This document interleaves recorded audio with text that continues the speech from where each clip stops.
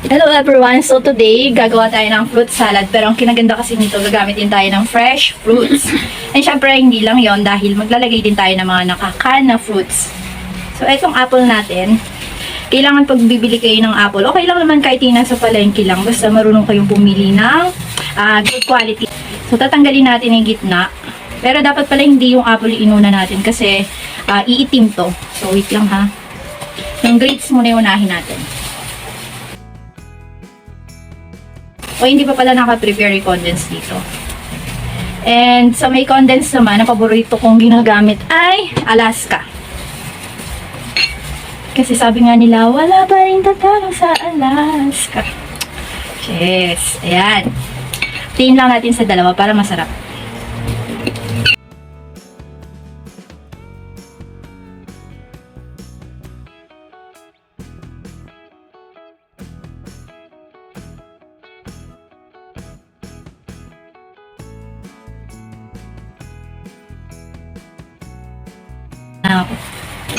Tapos ito, isasalin muna natin to sa isang lalagyan dahil madami pa tayong hihiwain.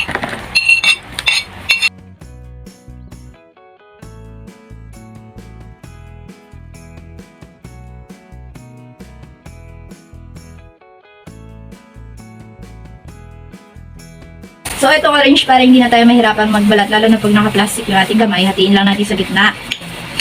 Tapos mula dito, ang gagawin natin, lagyan na lang natin ng napirat. Uy, ang sarap po.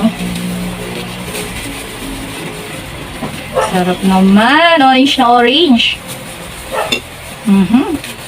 Pero mas matamis minsan yung kit-kit eh. Pero ito yung ano kasi nito buto. Mahirap iwasan. So tatanggalin natin. Papaiti buto nito. Ayan. At syempre, ihimayin natin. Parang, ayan. Okay na yan. Wait lang. Sarap. Oh, yung juice no, ano.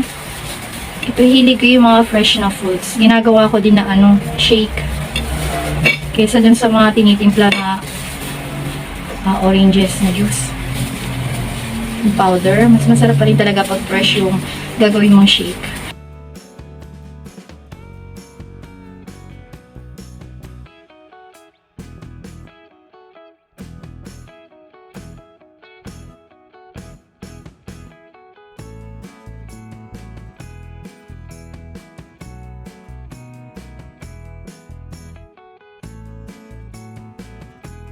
Next naman yung ito ng apple at bukas na siya. Itong apple masarap din siya sa salad. Pwede nyo din tong gadgadin, yung panggadgad ng ng buko. Kaya lang kasi ang problema dito, kung kulay siya, nagkukulay brown. Sayang to. Mahal ang bilihin, so kailangan yung mismong buto lang talaga itatanggalin natin. Di ba agree ba kayo na ang mamahal ang bilihin ngayon? Pero ang sweldo ng mga ordinaryong empleyado ay hindi tumataas. So, kailangan matutunan din natin mga Pilipino na maghanap ng mga extra income or aralin yung mga passive income. Meron akong channel na paboritong pinapanood eh. Pero, hindi ko kasi pwedeng banggitin dito. Ayan. Iwain lang natin. Mas masarap kung mas maliliit yung bayat sa apple. Teka lang, liitan pa natin to. Kayo, ano ba yung paborito nyung ina-add sa fruit salad kapag ang ginagamit nyo yung can? Or hindi na talaga kayo nag-a-add ng fresh na fruits?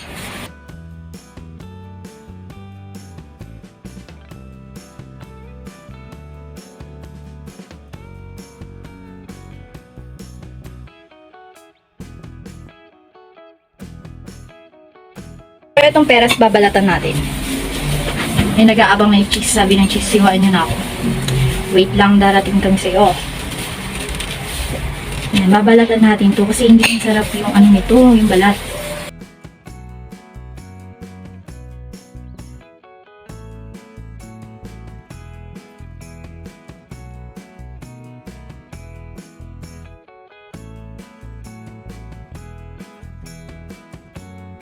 Now, ayan, nakita nyo, nahiwa na natin yung ating peras.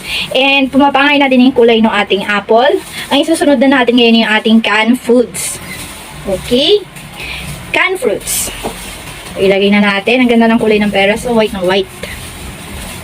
Ayan. And hahatiin natin yan kasi hindi dyan magkakasya yung i-add pa natin. Kasi maglalagay pa ako ng nata sa kakao. So, ito ilalagay natin. Pang-add. Pero tatanggalin natin yung sabaw. Drain lang natin. Wait lang. So, ayan. Isasalin na natin yung sabaw. Set aside na natin to. Pwede nyo ihalo to sa adobo. Pang masarap para medyo matamis-tamis yung adobo nyo. And pwede nyo din naman tong inumin. Gagawin na natin is, hahatiin na natin tong fruits na natagdad natin. Wait lang. Hatiin natin ng equal. Ayan. Ito kasing white. Ito yung sa akin. Paborito ko naman lahat yan. Pero yung grapes talaga yung pinaka-bet ko. As of now.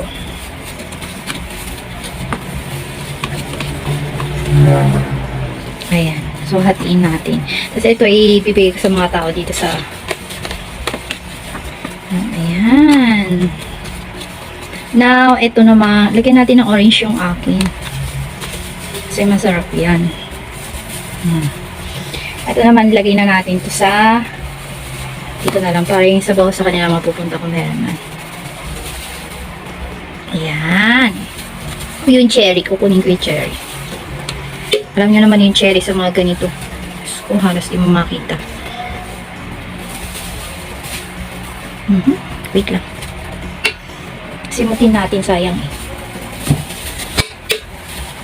Ayun, sayang isang. Isa lang na lang. Hatiin natin to. Ayan. Ang ganda na ng ating fruit cocktail. Diba? Kahit di na natin ilagay Del Monte Fiesta. Ayan. So, nice. Sweet lang. Akin tong isa eh. So, dapat mas marami.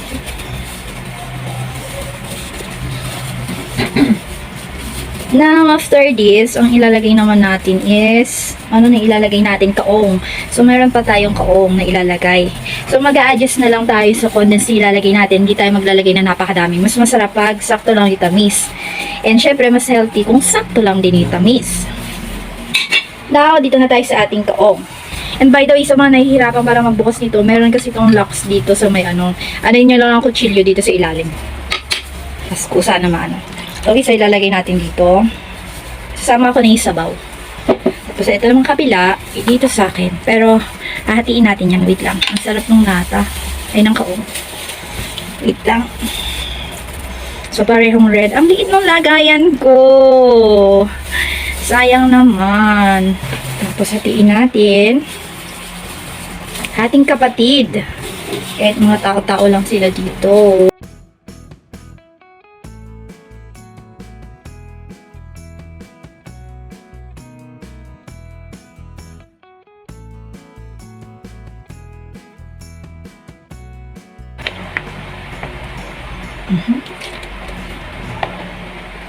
Yan, damihan natin ng condense. So, itong condense na nilalagay natin, ilang grams po ito? Busin na pala natin.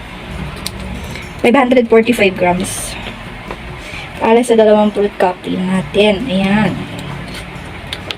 Oops. Okay na, ubos na. Now, syempre, hindi mawawala yung ating cream, all-purpose cream. Lalagyan na natin ng ayan, sarap. Diba? Yan ang magpapasarap dyan. Magpapalapot. Puno na yung akin eh.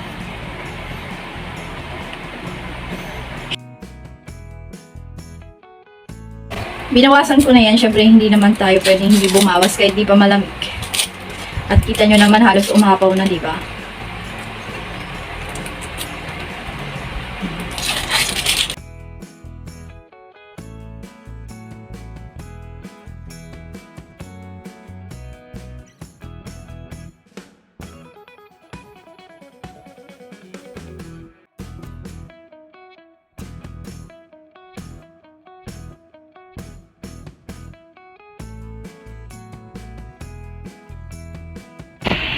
Ayan. So, ang sarap. Di ba lalaki ng cheese? Tapos, ilalagay na natin ito sa may freezer para mas mabilis lumamig.